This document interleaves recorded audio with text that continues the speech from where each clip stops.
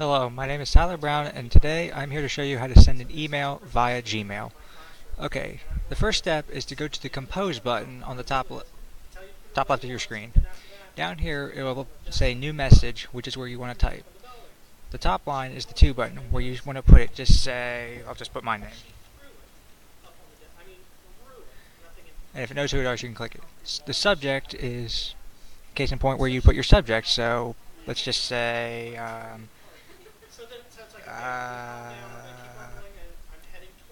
school activities.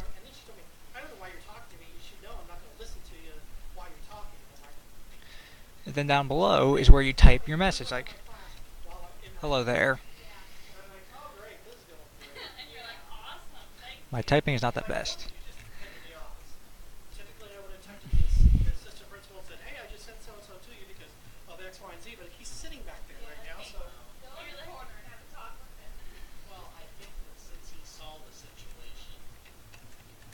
But that was just embarrassing. It's like, oh yeah, gee, I'm getting an observation. I can throw a kid out in the middle of the observation.